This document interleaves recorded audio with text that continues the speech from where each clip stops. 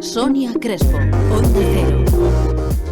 1:13, como en el resto de ámbitos de nuestra vida, en la universidad se han tenido que adaptar lo más rápido posible al gran reto que ha supuesto la pandemia del coronavirus. ¿Cómo ha sido esa adaptación?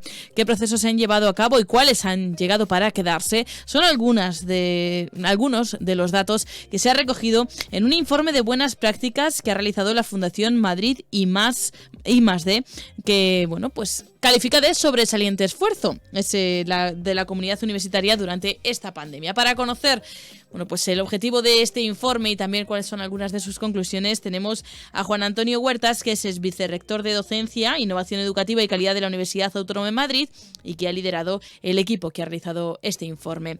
Juan Antonio Huertas, ¿qué tal? Muy buenas tardes. ¿Qué tal? Buenas tardes, ¿cómo estáis? Pues encantados de hablar de este informe, frente al que, creo que tiene poco rival como reto al que nos hemos enfrentado en las últimas décadas, también en la universidad, ¿no? No, yo creo que en la historia vivida de todos los que nos pueden oír no ha habido una situación más dramática que esta. Si acaso la última vez que la sociedad española sufrió un cataclismo de esto hay que remontarse a la guerra civil, casi. Uh-huh. Sí. Y la verdad es que toda la sociedad civil española reaccionamos, y echamos la memoria hacia atrás, reaccionamos muy rápidamente y muy bien, casi a la primera semana de estar en el confinamiento domiciliario. Uh-huh. Volvieron a medio arrancar las instituciones civiles y volvió a arrancar la universidad.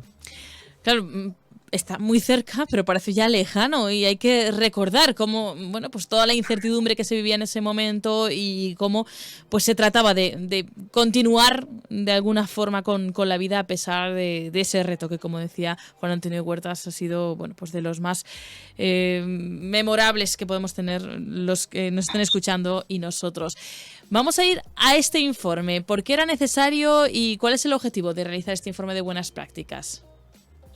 Bueno, pues en primer lugar tuvimos que cambiar la docencia en todas las universidades españolas, pero estamos en Madrid, en todo el sistema universitario de Madrid, y lo teníamos que hacer bajo el modelo que nos viene más o menos regulando, y es que como servicio público, que somos todas las universidades, las públicas y las privadas, teníamos que intentar mantener los estándares de calidad docente que teníamos en nuestros títulos, es decir, que la pandemia significase los ajustes necesarios, pero intentase que esos ajustes no perjudicasen mucho a la docencia.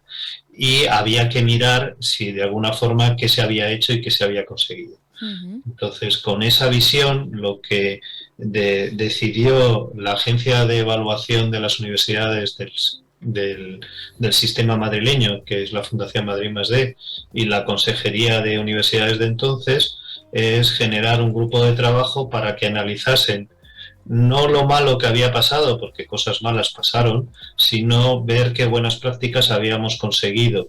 Fundamentalmente la idea, que ojalá vivamos de manera definitiva, de que llegará un momento que la pandemia se acabe e intentar ver qué hemos aprendido, qué podemos sacar de provecho para la nueva normalidad o la nueva situación de presente y de futuro. Y entonces para eso hicimos un estudio, ¿sí?, intentando analizar las buenas prácticas en 230 titulaciones de grado y de máster de las universidades de Madrid. Hay aproximadamente, el número es increíble, pero hay aproximadamente 1.200 titulaciones de grado y de máster entre todas las 13, 14 universidades de Madrid. Y analizamos 230, que es una muestra bastante representativa. Y analizamos esas 230 con formularios online que mandábamos a los responsables de esas titulaciones, y también nos atrevimos a hacer paneles de entrevistar a los responsables académicos, a los docentes de esas titulaciones y a los estudiantes. Y este fue un trabajo que hicimos el curso pasado, que realmente el trabajo de campo se hizo durante los meses de febrero y marzo de este año, que digo, para situar en dónde estábamos en aquel momento. Acabábamos de pasar Filomena, sí. Acabamos de pasar la situación de tener que evaluar y con la situación del repunte, es decir, que el trabajo de campo se hizo, por decirlo así, en uno de los momentos malos de la pandemia. Bueno, se hablaba, por ejemplo, hablaba Juan Antonio de esa Filomena, y es que, claro, se tienen que sacar aprendizajes. Esperemos que no volvamos a vivir una pandemia de esta magnitud, pero para situaciones. Es decir, muchas de esas prácticas han llegado para quedarse. Sí, ojalá sea así, porque también lo que puede ocurrir, incluso a lo mejor está ocurriendo ya, es que cuando la situación se normaliza nosotros tendemos a olvidar lo malo Sí. y volvemos de manera automática al estado antes de esa situación. ¿Por qué creemos que conviene hacer esa reflexión y sacar las buenas prácticas? Porque obviamente todos los docentes universitarios, todos los del Distrito de Madrid, salvo quizás la Universidad a Distancia de Madrid, la UDIMA, que ya era a distancia, no teníamos casi experiencia con una formación docente que no fuese presencial en el aula con nuestros alumnos en los pupitres. No teníamos muchas experiencias. Y la pandemia nos obligó a tener formación y obligó a las universidades a suministrar recursos para hacer ese tipo de docencia menos sincrónica, más a distancia. Y hemos aprendido que la presencialidad es muy importante y la hemos añorado, pero también tenemos que aprender o reconocer que muchas de esa formación que recibimos y de esas píldoras de conocimiento que montamos, esos exámenes o esas pruebas, esos cuestionarios que mandábamos online, esos sistemas de generar foros de discusión, esa manera de hacer tutelas a distancia, pues es algo muy aprovechable en una nueva normalidad.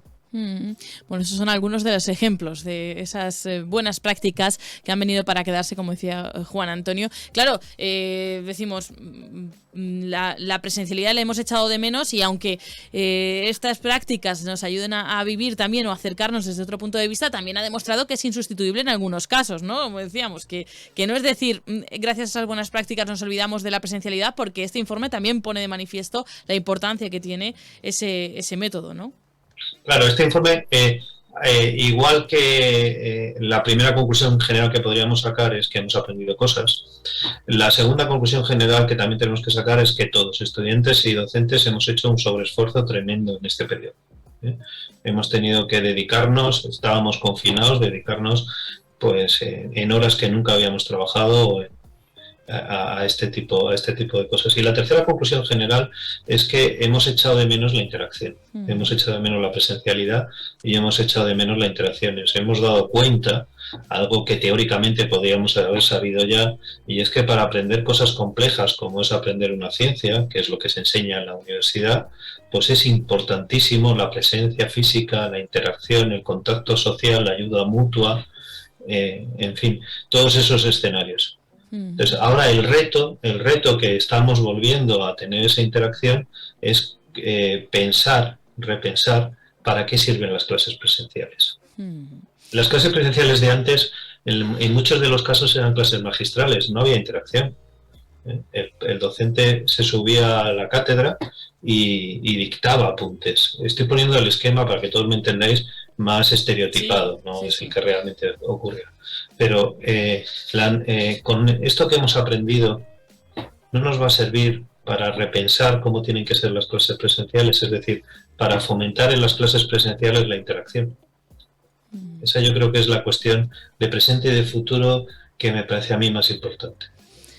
Aprender de las experiencias. Aprender de las experiencias, sacar lo bueno de toda esta pandemia. Lo que nos ha dejado es esa obligación de adaptarse, y de ello hay que aprender. También hay que ponerlo en valor, las cosas que echábamos de menos, pero los nuevos métodos. Y por eso importante este informe de buenas prácticas de la Fundación Madrid+D, que destaca ese sobresaliente esfuerzo que ha hecho la comunidad universitaria durante la pandemia. Se puede consultar también en la página web si quieren ampliar toda la información acerca de ese informe, aunque Juan Antonio Huertas ha tenido a bien sacarnos algunas de esas conclusiones y algunos de esos ejemplos que se han destacado en ese informe. Juan Antonio Huertas es vicerrector de Docencia, Innovación Educativa y Calidad de la Universidad Autónoma de Madrid. Ha liderado este informe. Muchísimas gracias por habernos ayudado a comprenderlo. Muchísimas gracias a vosotros y por ayudar también a difundir este informe y la necesidad de que todos los que estamos en el ámbito universitario reflexionemos un poquito de cara al futuro. Muchísimas gracias. Gracias y hasta pronto. Adiós. Hasta luego.